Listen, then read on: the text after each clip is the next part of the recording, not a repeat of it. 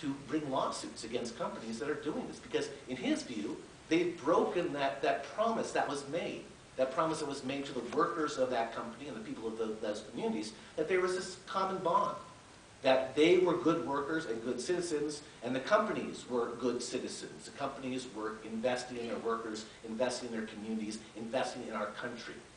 Somewhere along the way, that bond got broken.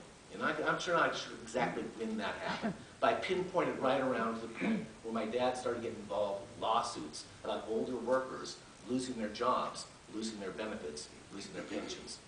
From that point on, we seem to be accelerated to policies. And again, I go back to policies, choices being made, policies being put through legislation into law, policies taking place that accelerated that separation of citizenship and what it means to actually do a business in your community, do a business in our country, and whether your company actually had an obligation of any kind to support its workers, its community, and its country, or whether its only obligation was to its bottom line.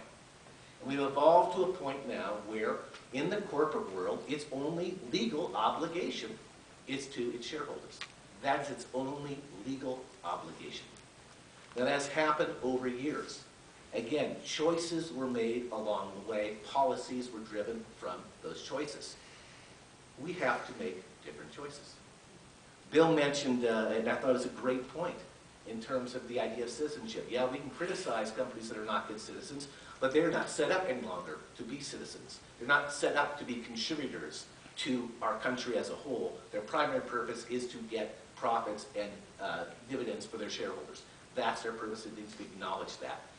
In response to that, in response to now having them have increasing power in our political system, the only response available for us is to become better citizens, more powerful citizens, more informed citizens, more effective citizens. That is the only response. You look at the election that took place in Ohio just several weeks back.